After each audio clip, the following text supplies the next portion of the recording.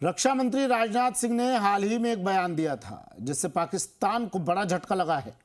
राजनाथ सिंह ने हाल ही में एक कार्यक्रम को संबोधित करते हुए कहा था कि सिंध की जमीन भारत का हिस्सा भले ना हो, लेकिन सभ्यता के हिसाब से सिंध हमेशा भारत का हिस्सा रहेगा। उन्होंने कहा कि जहां तक जमीन का सवाल है, सीमाएं बदल सकती हैं, कौन जाने कल सिंध फिर से भारत का हिस्सा बन जाए। अब उनके इसी बयान पर पाकिस्तान को मिर्ची लग गई है।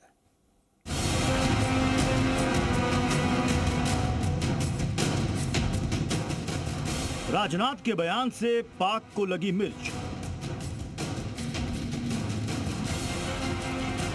शहबाज की उड़ गई नींद, बौखलाया मुनीर। भारत के एक बयान ने पूरे पाकिस्तान में भूचाल ला दिया है। रक्षा मंत्री राजनाथ सिंह ने सिंध पर जो कहा, उसके बाद इस्लामाबाद से कराची तक सरकार, सेना और मीडिया सबकी धड़कनें तेज हो गई हैं। बयान ने शहबाज और मुनीर की नींद उड़ा दी है। पाकिस्तान की सियासत में तूफान आ गया है। राजनाथ सिंह ने इतिहास भी याद दिलाया। सिंधी समाज, सिंधी सभ्यता, सिंधु नदी की पवित्रता, सब कुछ एक मन से पाकिस्तान को सुनाया। सिंधी समाज सम्मेलन में रक्षा मंत्री राजनाथ सिंह ने कहा, सीमाएं बदली हैं, आगे भी बदल सकती हैं और कौन जाने सिंध फिर भारत का हिस्सा बने। इस एक लाइन ने पूरे पाकिस्तान को हिला दिया। आज सिंध की भूमि, मेरे बहनों भाइयों, यह भारत का हिस्सा भले ही न हो, लेकिन सभ्यतागत रूप से सिंध हमेशा भारत का हिस्सा रहेगा। और जहां तक जमीन की बात है तो बॉर्डर्स तो बदल सकते हैं, क्या पता कल को सिंध भारत में फिर से वापस आ जाए। जैसे यह बयान पाकिस्तान पहुंचा, इस्लामाबाद की राजनीति अचानक अलर्ट मोड में चली गई और विदेश मंत्रालय ने प्रेस नोट जारी किया। पाक विदेश मंत्रालय ने कहा, राजनाथ सिंह की बातें खतरनाक रूप से बदलाव लाने वाली और हिंदुत्व की विस्तारवादी सोच को दिखाती है।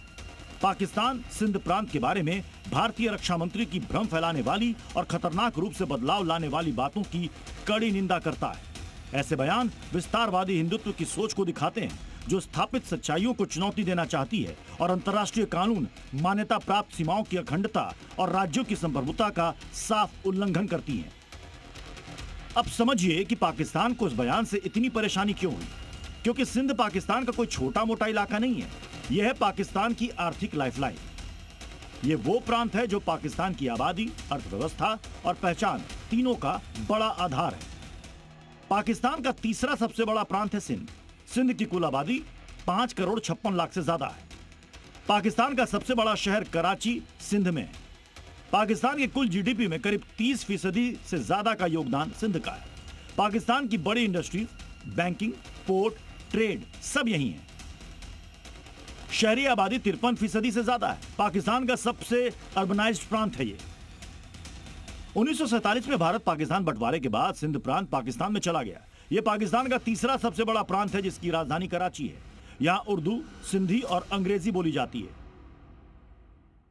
कल्चर वाइज सिंध के लोग भारतीय सभ्यता के ज़्यादा पास हैं, तो एक दिन ऐसा आ सकता है जब सिंध के लोग अपने आप खुद ही अपनी इच्छा से भारत को ज्वाइन करने की अपनी क्षमता को दिखाएं और पाकिस्तान से अलग हो जाएं, पाकिस्तान से टूट जाएं और भारत के महान सभ्यता का एक हिस्सा बन जाएं।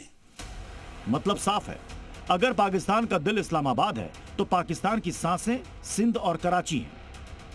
कराची उनका सबसे बड़ा बिजनेस हब यही है और हिंदुस्तान का रिश्ता सिंध से कभी टूटा ही नहीं। यही नुक्ता पाकिस्तान को चुभ रहा है। और जो सिंधी पाकिस्तान में है, सिंध प्रदेश के अंदर, वो भी हमारे साथ हैं, वो भी भारत को प्यार करते हैं। लिहाजा बहुत मुमकिन है कि आज वो पाकिस्तान में है, कल को वो हिंदुस्तान में हो सकते हैं। जो सीमाएं हैं वो तो बदलती रहती हैं। अगर सिंध पाकिस्तान से अलग हो जाएगा तो आतंकिस्तान का क्या हाल होगा, ये भी समझिए। पाकिस्तान में आर्थिक तबाही आ जाएगी। पाकिस्तान में लैंड लॉक हो जाएगा। समुद्री बिजनेस खत्म हो जाएगा। चीन का बेल्ट एंड रोड प्रोजेक्ट ठप हो जाएगा। पाकिस्तानी सेना का 30% बजट सिंध पर निर्भर है। बलूचिस्तान और खैबर पख्तूनख्वा में विद्रोह तेज होंगे। राजनाथ सिंह का बयान कुछ बड़ा कुछ गहरा संकेत दे रही है। सिंध के भारत के लिए क्या मायने हैं, यह भी समझिए। भारत की मूल पहचान की जड़ें सिंध से जुड़ी हैं। मोहनजोदड़ो हड़प्पा सभ्यता का जन्म हुआ, ऐतिहासिक और सांस्कृतिक कनेक्शन है।